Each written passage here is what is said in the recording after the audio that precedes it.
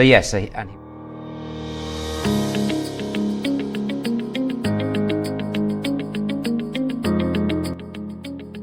Hello and welcome to the official podcast of Palate Exposure, featuring Ilona Thompson, a podcast for those seeking the ultimate in wine, food, and travel. Each week she interviews winemakers, chefs, celebrities, and a variety of guests that shape the way we enjoy life. In this episode, Ilona sits down with Paul Michael of Peter Michael Winery. And there's 4 single vineyards up there, 4 Chardonnay single vineyards up there, all next to each other. And so you've got La Carrière, quarry, Belcote, which means beautiful slope, opposite at the same level. And this is at about 1,400 feet, I think we are at Belcote. Belcote 1718. Thank you, okay. So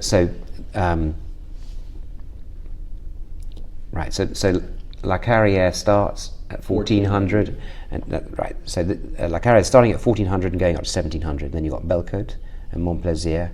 They're kind of on a ridge, a plateau, and they're opposite each other. And so Mont Plaisir is 100% estate grown today. And then you've got Marbelfi, which is the highest vineyard, going up to 2,000 feet. And if you can stand, there's actually one point where you can stand between all those vineyards in one corner. So they're all right next to each other, but all slightly different characters. Some of them got different clones, a different mix of clones in each vineyard. And it's part of our approach is these single vineyards that express themselves through these different wines. Just a quick sidebar note, every vineyard is named in French. So we have California brand that is using French titles to name the site. Why is that? It's as I say, it's recognizing our inspiration. It's classical. We want to make a classical label, be recognized as a classical wine. So it right sets your mind up for that. Yeah. And of course, Helen Turley. A lot of people think of her as quintessential California winemaker with that point of view. I'm not suggesting that's correct. I'm suggesting that there's been a lot of conversation about it over the past couple of decades. Her point of view was decidedly California, opulence, maximizing the fruit, things of that nature. It's certainly early in her career. What happened early on in terms of the introduction to Helen Turley, and how did she become a winemaker of record? There you are going beyond my historic knowledge. Actually, I met Helen a few times in those early days. I was too busy being a student in Europe, and so what I believe she did for us was make this wine that, as you say, very expressive of the terroir. Neoclassical winemaking comes to mind, in that classical winemaking underneath the Californian sun. Yeah. You want to make it balanced, and that's what she did. She produced a very balanced and elegant Chardonnay. So it's got all the hallmarks of California, but it's balanced and elegant, and everything's in relation to the component parts are all balanced. And yeah, absolutely. No, she's without a doubt a huge talent. And revered for very, very valid reasons. And I had the pleasure of tasting some of the wines from your portfolio from the early 80s. And that word came up in my head back then. Of course, there's no way I could validate it, because at the time I knew nothing, and I definitely thought that. But as I sit here today, that verticality, I'm not even sure that that's a proper grammar here. I might have just made that word up, but I'm sticking to it. This linear nature, when there's the backbone and then a lot of other things are happening, and certainly the fruit is very generous and opulent, and I'm very grateful for that, because fruit is a very attractive quality in wine, and I always want to experience it, but without structure it falls flat. And your wines have been that way from the very beginning. And that is your core philosophy, isn't it? Yes. Yes, it is. When I'm talking about a classical wine, that's what I'm meaning. I'm talking about a balanced and elegant wine. and a complex wine as Yeah. well. So now this La Carrière is probably the most classical of what we do. It's probably got the most European expression of what we do. I hesitate to call it lean because it's not lean compared to the world's wine. It's not austere. It's not austere, Yeah. but I think in our lineup, it's probably got the most linear profile in it. Yeah. So yes, flavor profile and style, and it's actually in many ways my favorite of the Chardonnays. Doesn't mean to say there's one's better than the other. No, you're not allowed to have favorites. Yes, it's just I really enjoy La Carrière, and and you know, on the other end of the spectrum, I suppose you've got Ma Belle Fille, and then you've got the two cuvées we do, which is Cuvée Indigène and Point Rouge, which are very expressive and rich is a word that comes into mind there. And with Ma Belle Fille, which means my daughter-in-law, by the way, or my beautiful girl, it's also the highest vineyard. It gets the more sun exposure. It might be above the fog line in the morning. It's going to have the early morning sun, and that's adding that extra layer of richness, Right. which you might love or might suit the moment, or La Carrière might suit the moment. It depends what you're eating and how you are. Absolutely. Wine is all about context, isn't it? Point Rouge is a bit of a unicorn wine, isn't it? I remember chasing it back in the day. There was only a few hundred cases produced, so it's a very special site. Is it still made? It is made most years, yes. So I think historically there might have been one or two vintages where we haven't, but yes, it's a cuvée from a number of the vineyards. It's a barrel selection, actually, and you're right. I think we make just a few hundred cases each year, And it's very well worth seeking for those of you that are listening that can get their hands on it. It's a very special blend. It's a story in and out of itself. So. Indeed. And then Cuvée Indigène is called the name comes from indigenous cuvée, so indigenous yeast. Yeah. And so we're doing. So first of all, Cuvée Indigène is 100% comes from Montplaisir Vineyard. It's 100% Old Wente clonal selection, and it's a barrel selection from that vineyard, effectively. And again, we make a few hundred cases of that. Very precious. But the name, I think it came from Helen, and first of all, indigenous cuvées, a Cuvée Indigène, and then Point Rouge. She was placing a red dot on the barrels, and so in the cellar. So the certain barrels were selected, red dot was on them, little red sticky, and that's where Point Rouge that name comes from too. Wow. Wonderful. So we left off when you were about to start planting your first vines. Yeah. Production by fire, trial by fire, right? Well, that's right. So that was my brother and I, along with a crew, and in April '83. We were on our Easter break and up there, boots and shovels, and. How was that for you? I mean, for a teenager, was it fun? Were you kind of resentful that you weren't running around playing? Did you relate to the work? No, it was fun. No, it was great. It was good. It was good fun. It was good fun. And when you're starting a business in a family adventure like that, it's good to be part of it. And I think both of us recognized that at the time. And unfortunately, there's no photographs of us being up there doing it at the time.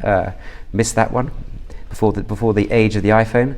But no, I do remember it. Nothing like a bit of teenage work. Yeah. So were you bonding with the whole viticultural realm at the time? So I then I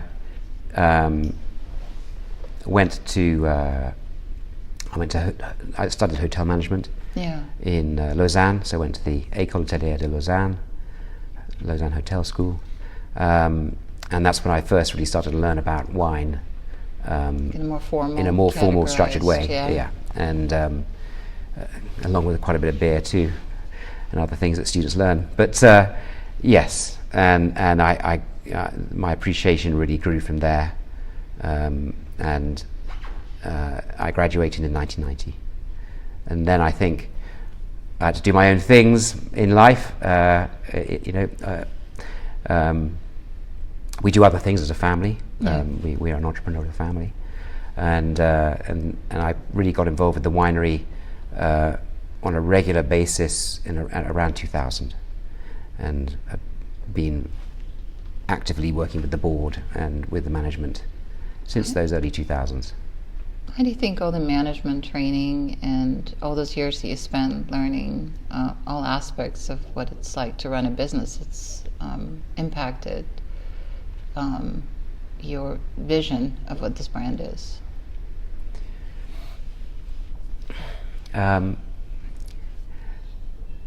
It's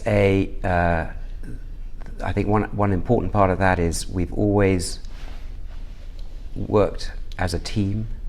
This is really about the people who are here, who come through here, and go on and move on, and some come here and stay.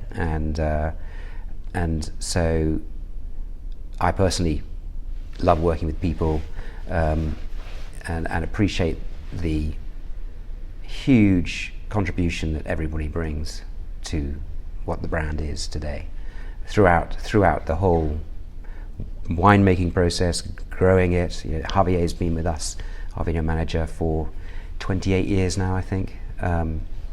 Fantastic. Yeah. So for me, it's the interaction with people, getting to know them, and everybody moving in the same direction. It's nothing extraordinary. It's just classical management, isn't it? And classical teamwork. So, yeah. So this was always meant to be a generational project. So at some point you were going to be involved based upon that philosophy. But was it also a personal decision that you couldn't wait to be here in a sense, or how did it materialize? I think it's a beautiful place. Yeah. And I was pretty young, so I bonded with the place first. Okay. It was quite a few years before this was making wine, and a few more years yet still before it became evident that this was making. We were able to make some special wine here, and so it happened gradually. And in many ways, the winery and I have grown up together in our adult life, really. Yes, I think. But I bonded with the place first, and what a wonderful. This is for all the family, and for many of the people who've been here for 20, 30 years. It is a place of magical memories, first and foremost. And as I said, my kids have learned that. I've just arrived here yesterday. We have our 20-year-old son with us as well, and he's busy being a student, and he's going to be working this summer in the UK in a startup business. But I just said to him, well, you can't make it in the summer, but why don't you come here in June and spend 6 days here? It's what I used to do when I was a student, and see it for what it is. It is most of the time when it's not a summer holiday, and it's a place where people live and work and breathe. Yeah. As well as being modest, we had quite an exciting career. You were in television production, early childhood educational programming, and such like that. What was that piece of your world like? So that's yes. So I spent a few years working in the hotel business. I then did an MBA in the UK, and then sort of joined the entrepreneurial side of what my father does, and then funded a a startup in the early days of new media, and so this is going back a bit. And nothing you start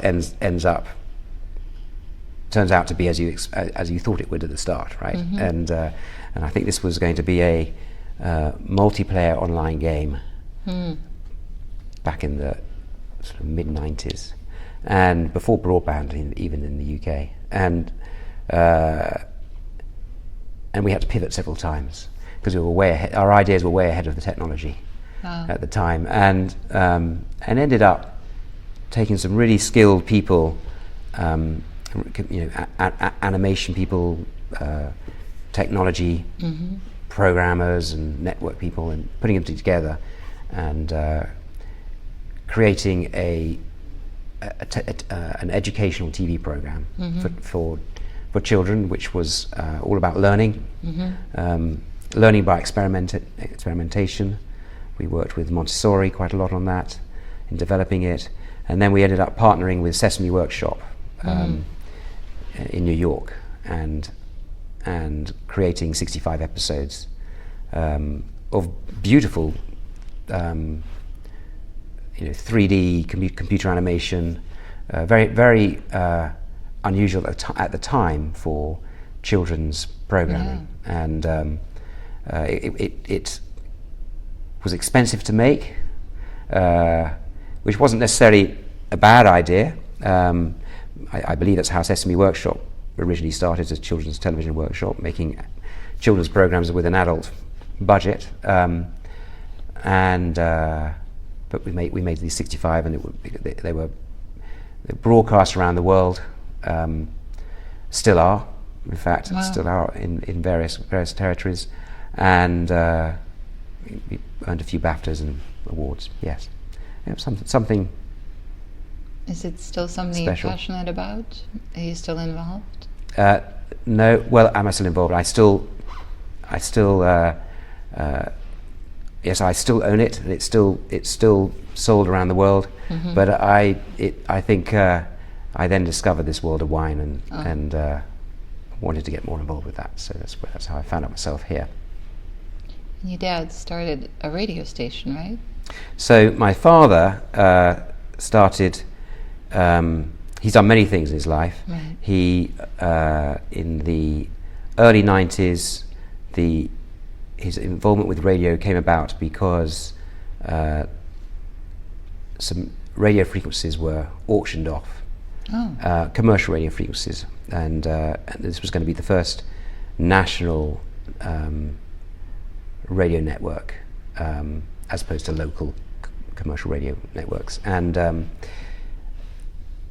they pitched.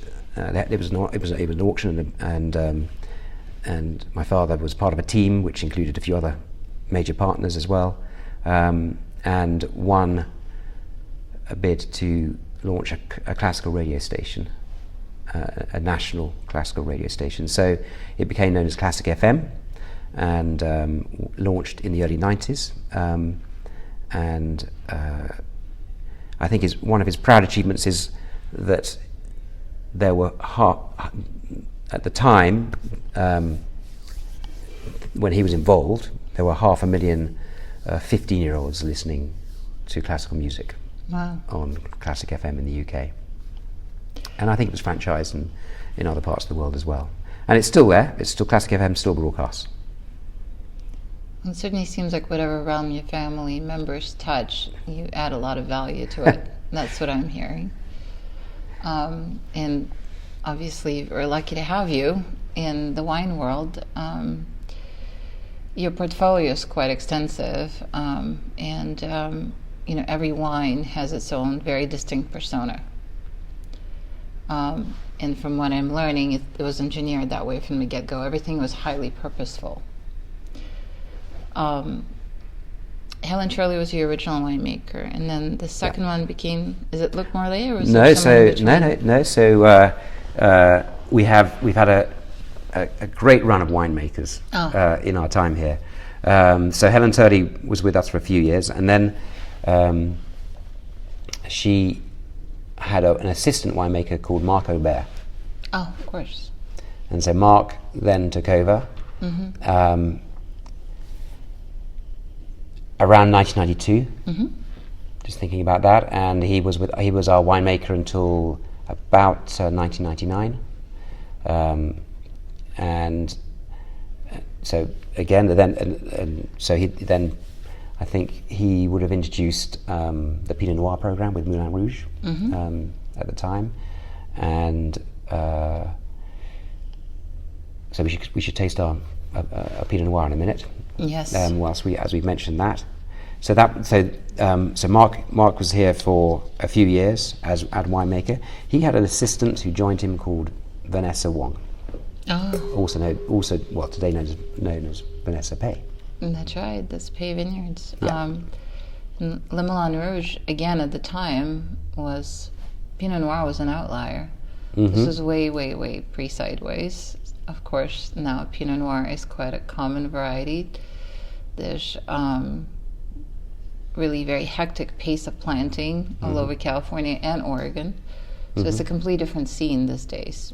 Back then, not so much. That's right. 1997 was our first vintage of Le Moulin Rouge, named after the nightclub, but a great name for a wine. And of course, and we still make it. It's the one wine we do make which is not estate grown. So that's coming from Pisoni Vineyards in Santa Lucia Highlands.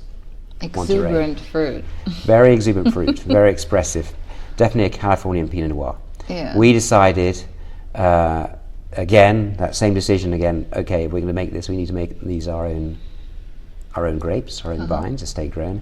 And so we set about searching for a property to be able to grow Pinot Noir, because whilst we could grow Chardonnay here, we couldn't grow Pinot Noir. And it's just a little too warm here. So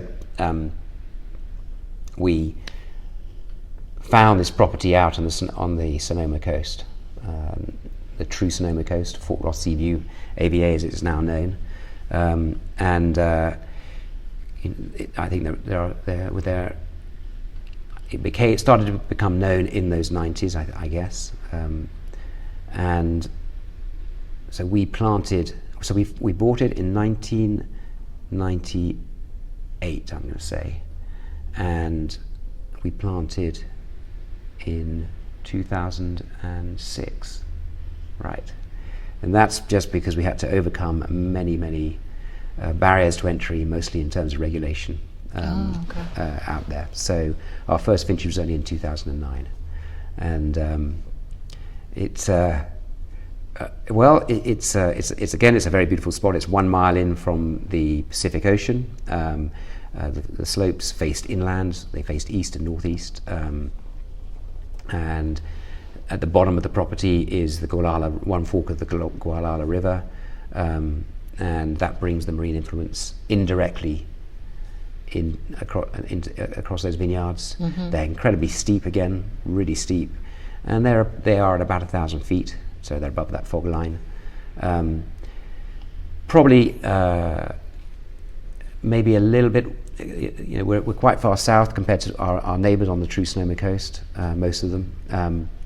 So it's got its own microclimate there, and so what goes on with our neighbour across the valley there isn't necessarily what's going on with our vineyards. So that's really profound out there, but makes these beautiful, elegant Pinot Noirs, of which you have Mardanseurs in the glass here. And so this is the northern, in fact, it's northeast. Probably the most feminine in terms of its flavour profile. So elegance, some lovely floral notes, as well as the classic Pinot Noir. I like that word profound, and profound doesn't occur very often. You have to go find it. And of course, the recurring theme is that you chose this really challenging site. I would have to suppose there's some heroic farming going on because it's such a steep slope. And so again, the pursuit of perfection via things that are challenging. Yes. Yes. never do anything if it's easy, as I said earlier. That was definitely the case out there in Seaview, the Seaview Vineyard as it's called. My father likes to call it a highway connected by 3 vineyards. Wow. Because we had to connect, we had to build some serious bridges. When I say profound, what I mean is this is valleys, this is steep valleys, bringing, and you've got to connect, you've got to be able to get yourself around in order to be able to farm them. So you need to build a proper infrastructure. Right. And so that was probably the other reason we didn't plant until 2009 as well. We had a lot of prepping to do, a lot of environmental studies to do, and considerations to take into account. But we were rewarded with 3 wines that we make out there. So we have Ma Danseuse, which means my dancer, and there's a story behind that name, and I'll come back to that. We have its neighbour is Le Caprice, which means capricious. Pinot Noir is a really capricious grape, very delicate grape, thin-skinned, and but can reward beautifully. And then you have Clos du Ciel, which is probably the warmest of the 3 vineyards, a little bit more, little richer, probably needs a little more time in the bottle, benefits from time, but they're all related. They're all they're all next to each other, rather like the Chardonnays are as well. Ma Danseuse is called Ma Danseuse because my mother was quite she is quite a strong personality, and you'd have to be to live with my father all those years.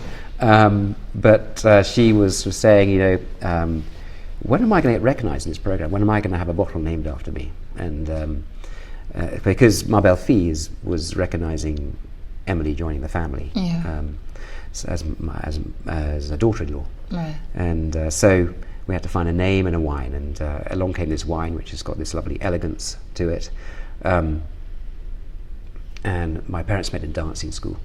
So my father was, they grew up in Croydon, which is South London, part of London, and my mother went to ballroom dancing classes, and my father went and decided to do judo classes. But after one session, he looked across to the ballroom dancing class, and realised he was in the wrong class, and was and joined across the hallway.